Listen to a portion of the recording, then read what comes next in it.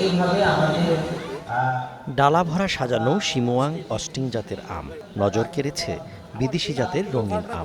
সুস্বাদু আম্রপালি, নাগফজলি, বাড়িভোর, ব্যানানা ম্যাঙ্গোরও কমতি নেই। নওগাঁর সাপাহারে অনুষ্ঠিত ম্যাঙ্গো ফেস্টিভ্যালে প্রদর্শন ও বিক্রি হয় বাহারি আম। নওগাঁয় প্রায় সব জাতের আমেরই ভালো ফলন হয়, তাই আম উৎপাদনে প্রায় এক যুগ ধরে শীর্ষে এ জেলা। আমের বাণিজ্যিক রাজধানীও বলছেন কেউ কেউ।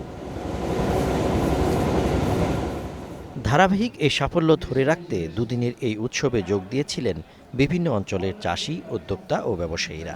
দেশের গণ্ডি পেরিয়ে নওগাঁর আম রপ্তানিও হচ্ছে, কিন্তু সাফল্যের বিপরীতে উৎপাদন ও বাজারজাতকরণে রয়েছে নানা চ্যালেঞ্জ।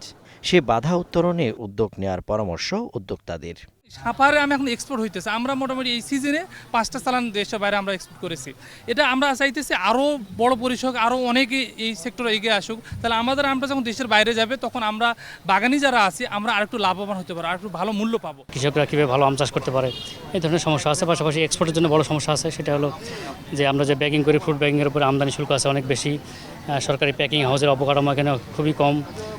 সারা দেশ থেকে যে পরিমাণ আম এক্সপোর্ট হয়, আমরা যদি এটা আগামী 5 বছরে 1 লাখ টনে উন্নীত করতে চাই তাহলে কিন্তু অনেক অবকাঠামো লাগবে। প্যাকিং হাউস লাগবে, কোয়ারেন্টাইনের স্টেশন লাগবে, ভিএসটি প্ল্যান লাগবে, হট ওয়াটার ট্রিটমেন্ট লাগবে। এক এক দেশের এক এক রিকোয়ারমেন্ট, সেগুলো ফুলফিল করতে হলে যেগুলো বাধা আছে সেগুলো আপনাকে দূর করতেই হবে।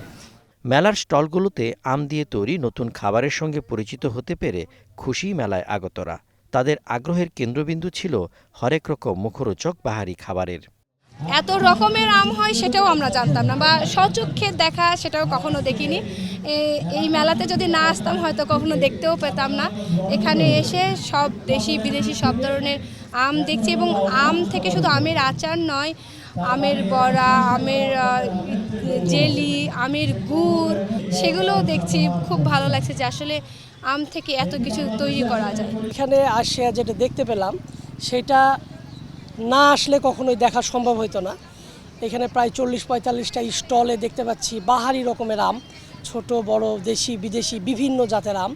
এই আম দেখার সাথে সাথে এখানে বেশ কিছু আমজাত পণ্য, আমজাত দ্রব্য দেখতে পেলাম, যেগুলো আম থেকে প্রসেস ফুড হিসেবে তৈরি হয়েছে। আসলে এরকম আম মেলা যদি প্রতি বছরই হয় তাহলে এলাকার লোকজনও বিভিন্ন বিষয় সম্পর্কে জানতে পারবে, এবং আমাদের মতো দর্শনার্থীরা আম দেখার, আম সম্পর্কে জানার, আম চাষ সম্পর্কে জানার সুযোগ পাবে।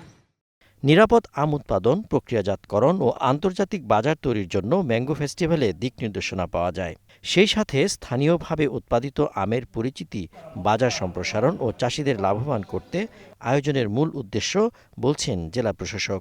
আমাদের উদ্দেশ্য হচ্ছে যারা বাইরে থেকে আসবে তারা আমাদের বাগানগুলো ভিজিট করুক।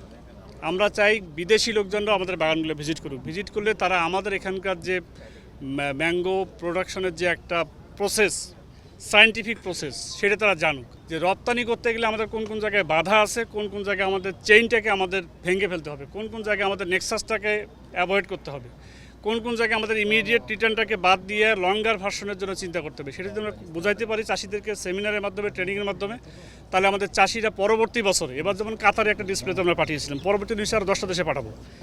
কৃষি বিভাগের তথ্য অনুযায়ী চলতি মৌসুমে জেলায় প্রায় 5,000 মেট্রিক টন আম উৎপাদন হয়েছে, যার বাজার মূল্য প্রায় 4,000 কোটি টাকা।